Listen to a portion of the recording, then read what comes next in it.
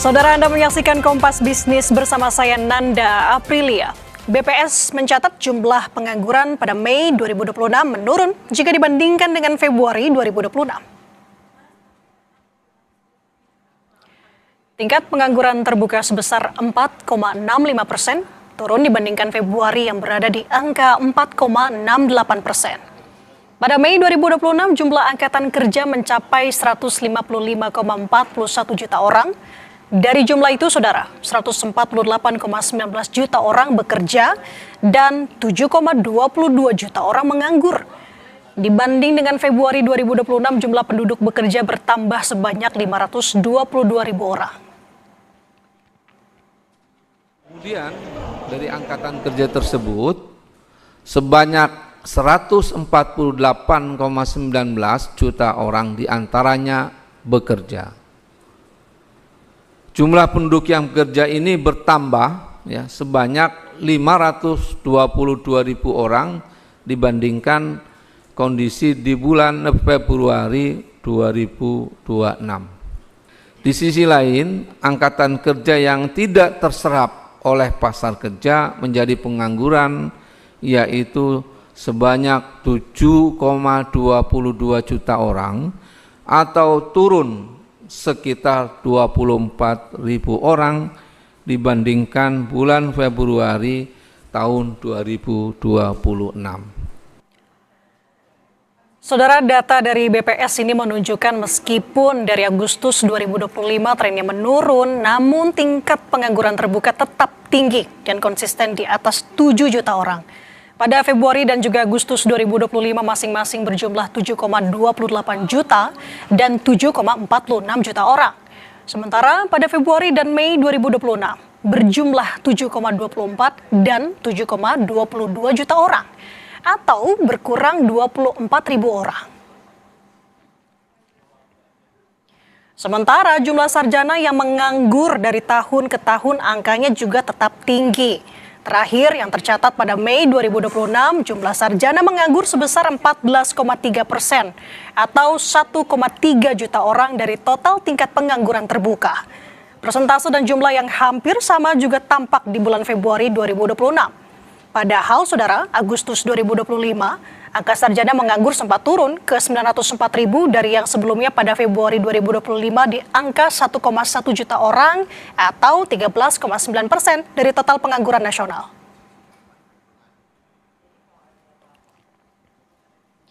Struktur Ketenagakerjaan Indonesia per Mei 2026 yang juga dirilis oleh BPS menunjukkan jumlah penduduk yang bekerja sebanyak 148,19 juta orang.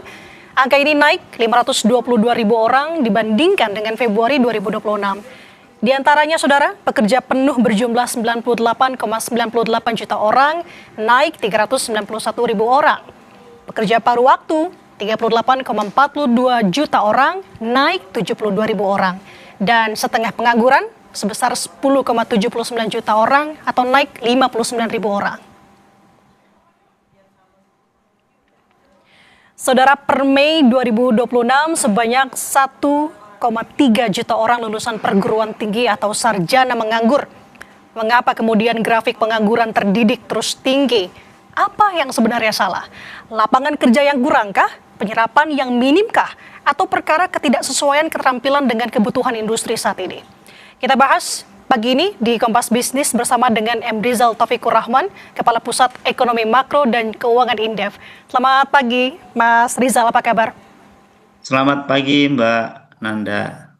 Oke, Mas, kita melihat angka atau survei dari BPS per Mei 2026 kemarin, meskipun untuk pengangguran ini menurun ya dibandingkan dengan Februari 2026. Nah, jadi soal angka pengangguran sarjana yang mencapai lebih dari 1 juta orang ini, Mas Rizal, Anda melihatnya seperti apa? Apakah ini sudah alarm keras bagi perekonomian dan juga sistem pendidikan tinggi di Indonesia? Mungkin persoalannya lebih luas ya daripada itu, Mbak. Jadi tidak sekedar antara perekonomian gitu ya. Tetapi ini sebenarnya cambukan ya antara pendidikan dan kebutuhan pasar kerja ya.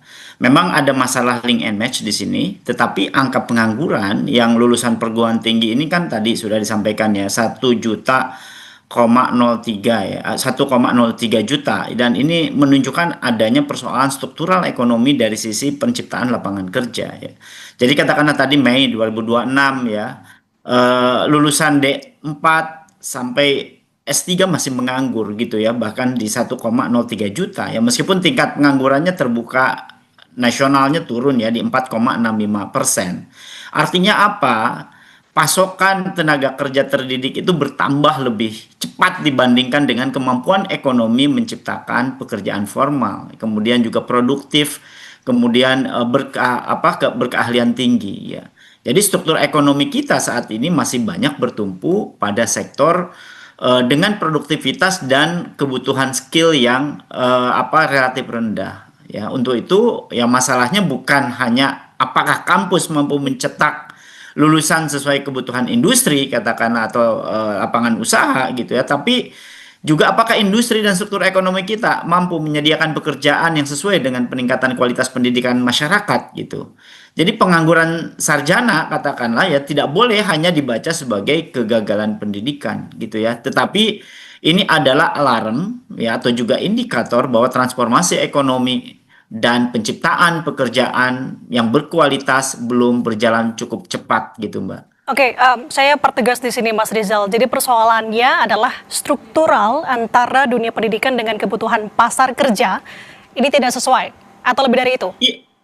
Iya, salah satunya itu gitu karena transport atau struktur ekonomi kita itu masih tumpunya pada sektor yang produktivitasnya dan kebutuhan skillnya relatif rendah gitu ya. Jadi lulusan sarjana ya dari perguruan tinggi yang relatif memiliki skill yang tinggi itu tidak terserap gitu. Bahkan kampus itu sudah mencetak gitu ya. Kemampuan skill lulusannya, hanya saja kesesuaian dengan kebutuhan industri masih jauh dari harapan. Nah, ini juga menjadi alarm gitu bahwa industri dan struktur ekonomi kita itu hanya mampu menyediakan pekerjaan yang sesuai dengan peningkatan kualitas pendidikan masyarakat yang relatif rendah tadi gitu. Oke, ini juga sebenarnya ada sorotan dari Dewan Perwakilan Rakyat mengenai angka pengangguran khususnya untuk lulusan perguruan tinggi. Tapi kita tahan dulu, Mas Rizal, kita akan kembali usai jeda. Saudara tetaplah bersama kami di Kompas Bisnis.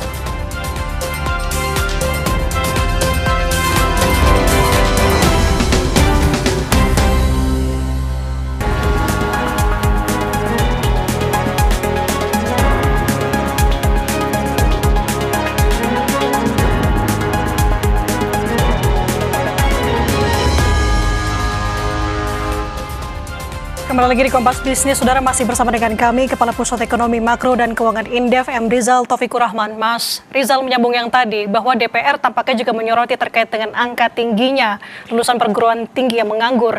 Katanya sih ketidaksesuaian keterampilan antara lulusan perguruan tinggi dengan kebutuhan industri. Tadi juga salah satu poin yang disampaikan oleh Mas Rizal. Lalu pertanyaannya ke depannya harusnya seperti apa solusinya?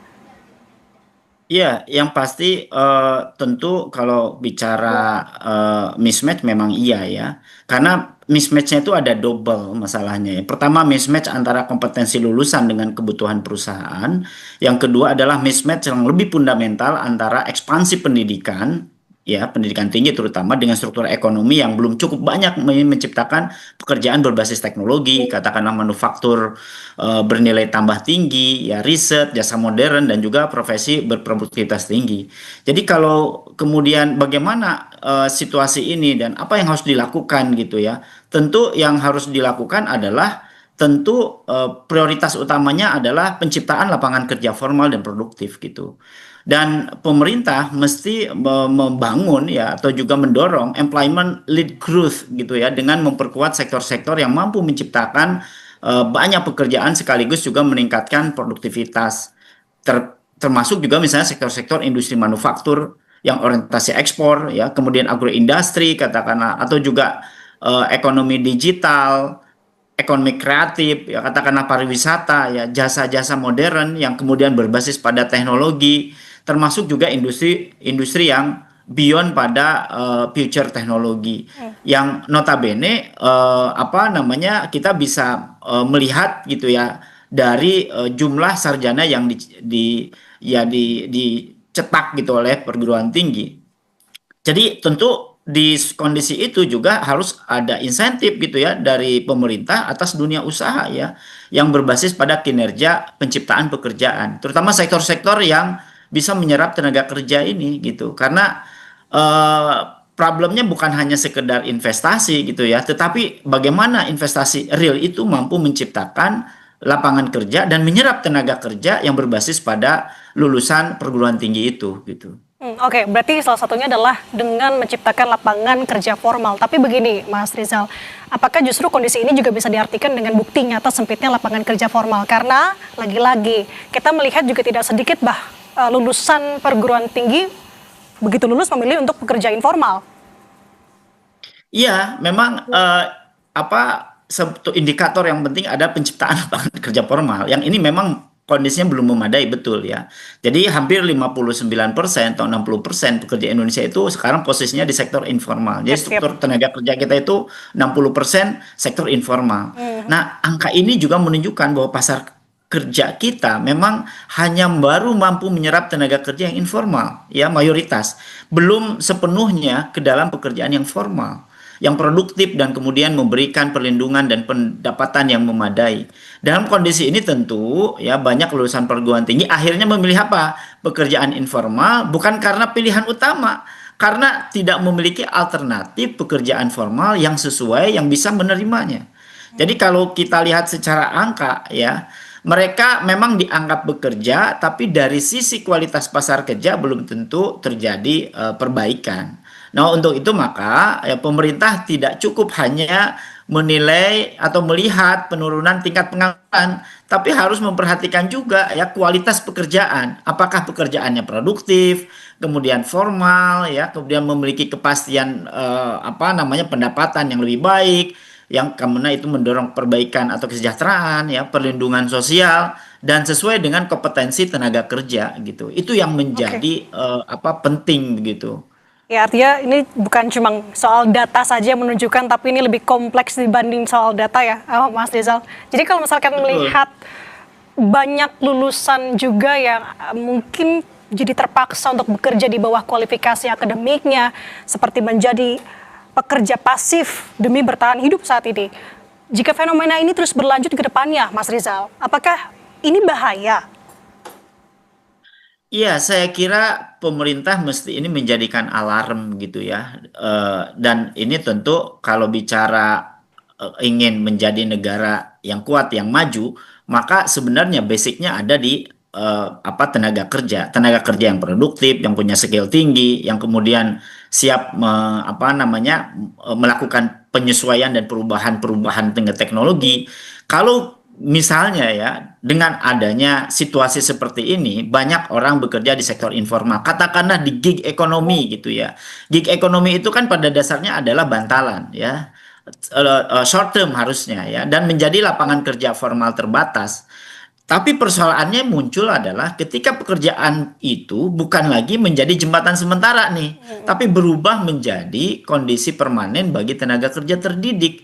Jadi kalau kemudian apa namanya lulusan perguruan tinggi terlalu lama bekerja ya di bawah kompetensinya, maka akan terjadi descaling dan apa human capital depreciation ya.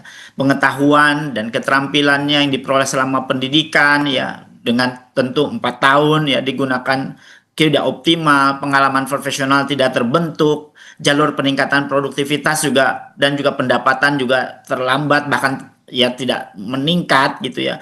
Dan ini dalam jangka panjang tentu akan menjadi wage carrying gitu ya atau pendapatan pekerja yang terus-menerus ya tertinggal bahkan ya kalah gitu ya sejak awal masuk pekerjaan sehingga memiliki produktivitas yang rendah. Nah, untuk itu ini dampaknya tentu bukan hanya pada individu, tetapi tentu secara agregat negara dan rumah tangga juga akan mengeluarkan investasi yang besar tadi untuk pendidikan, tetapi tidak memberikan return yang melalui perbaikan pendapatan untuk memperbaiki kesejahteraan.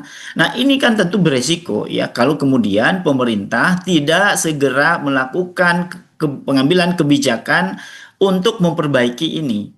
Ya, karena ini akan berisiko terhadap apa? Kondisi di mana tingkat pendidikan meningkat tetapi produktivitas nasional tidak meningkat. ya tidak seimbang dan tidak sebanding dengan peningkatan skillnya gitu. Hmm.